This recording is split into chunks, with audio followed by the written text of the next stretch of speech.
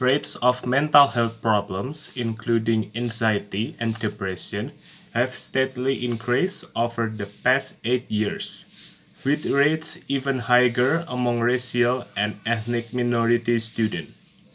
College is a prime development time, the age of onset of lifetime mental health problems, also directly coincides with traditional college years.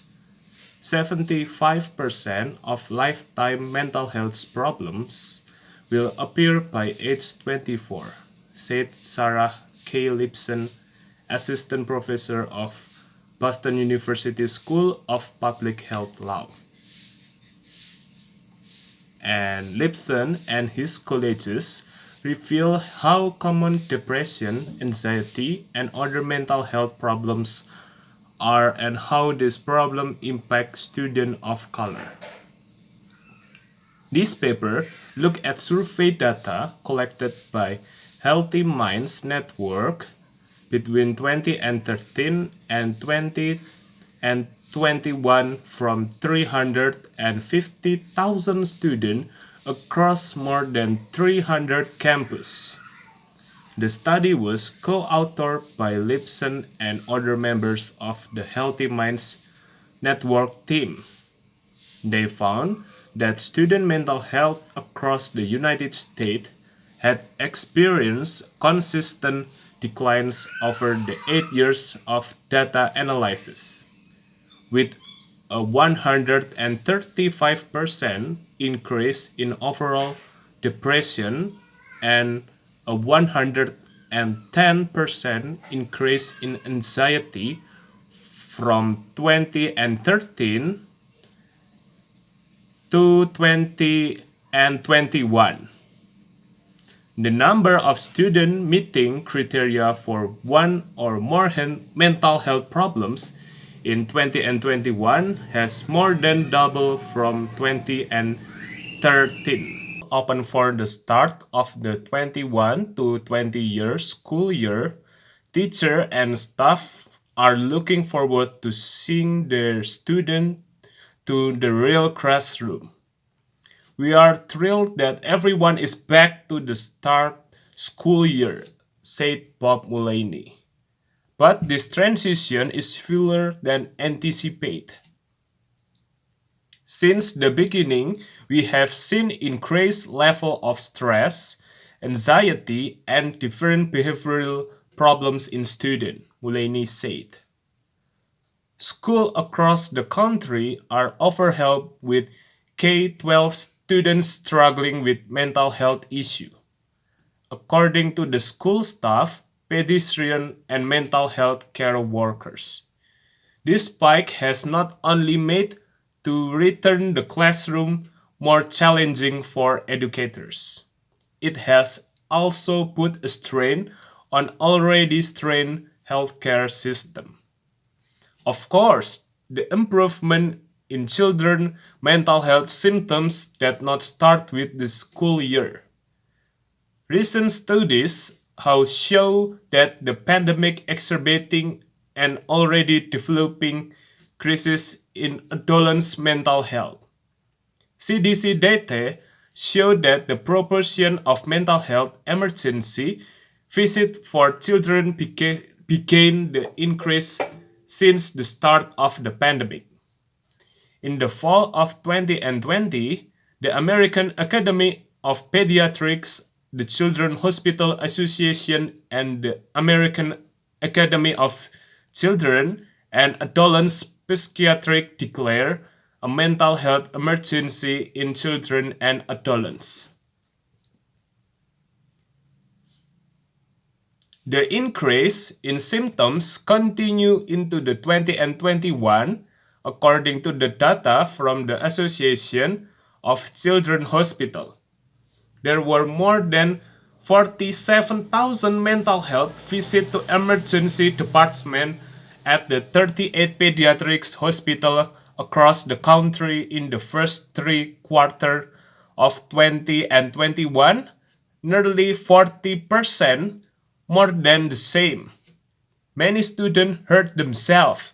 There is an increasing number of students reporting self-harm, suicide thoughts and suicide attempts in his district, Mulaini said. In school district has referred more children for mental health care than even before, he added. Based on data from nearly 40 pediatric hospitals across the country, there were 14,630 AD visits for children aged 5 to 18 between January and September last year. Junior high school student Francesca Henderson from Atlanta say many of her friends and feel anxious about navigating the social landscape after a year in isolation. While Henderson himself was able to maintain his friendship through the pandemic.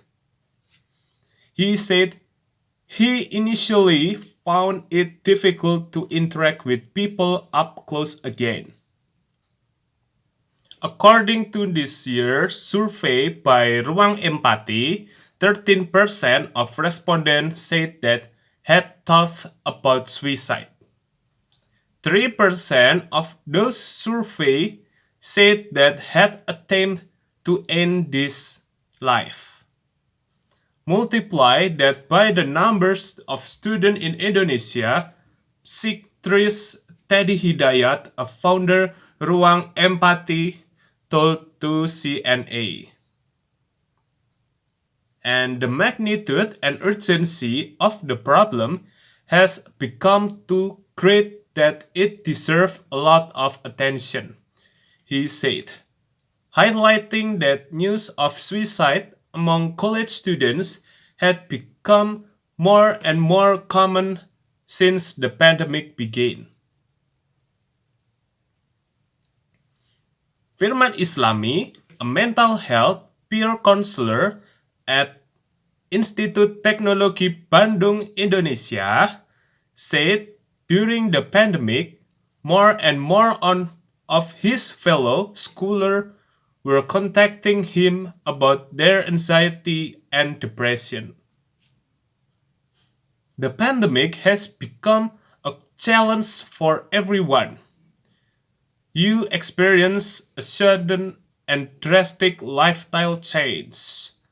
There are people who don't cope as well as others.